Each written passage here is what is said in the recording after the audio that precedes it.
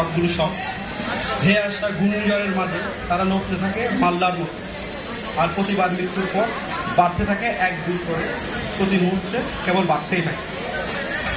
ফুলটা ছিল হলুদ, অথচ তারা বলল কালো। ফুলটা হলুদই থেকে গেল। ফুলটা ছিল হলুদ, তারা বলল নীল। ফুলটা তবুও হলুদই থেকে গেল। ফুলটা ছিল ফুল, তারা বলল ওষুধ, তবুও সেটা ফুল। অতঃপর তারা গুলি ছুড়ল, ধারালো অস্ত্রে ফালি ফালি করে দিল। হাই, ফুলটা ফুলই। তারা আবার আসলো মারণাস্ত্র নিয়ে। খুঁজে খুঁজে মারা হলো প্রতিটি ফুলকে এবং কুড়িগুলো মিশিয়ে দেওয়া হলো মাটিতে। তারা যাওয়ার আগেই কুড়িগুলো মাথা উঠিয়ে পড়লো, আমরা তো ফুল। ধন্যবাদ।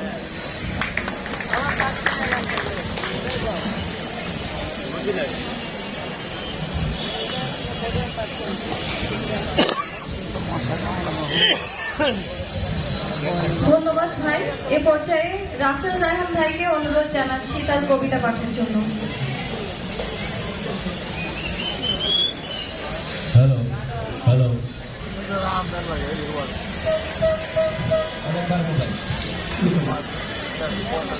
কবিতাটা মে মাসের 31 তারিখে প্রথম আলোতে প্রকাশ হয়।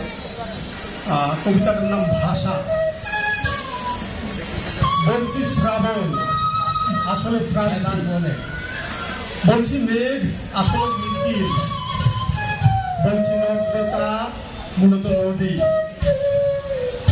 বলছি রানী, আসলে হন্তারক। বলছি রানী, আসলে হন্তারক। বলছি রানী, আসলে হন্তারক। ঠিক আছে। বলছি ক্লেদজ, আসলে কুসুম। বলছি নৃত্য, মূলত নুপুর। বলছি ম্যাজিক, আসলে মঞ্জরি। বলছি প্রণালী, আসলে প্রেয়সী। বলছি শরৎ, মূলত স্লোগান। বলছি ক্ষত, আসলে ক্ষমা। এভাবে আমার ভাষা ম্যাজিশিয়ানের অর্ধনগ্ন সহকারিণী। যত তার নগ্নতাকে দেখবেন ততটা আড়াল করতে পারবো আমার গোপন অন্ধকার।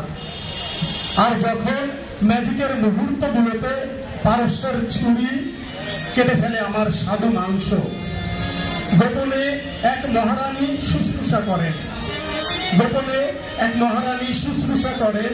শুধু ভুলে যাবেন না, নগ্নতা বললে আসলে কিন্তু নদী বোঝায়, আর শুশ্রূষা বললে বোঝায় শরণার্থী। ধন্যবাদ।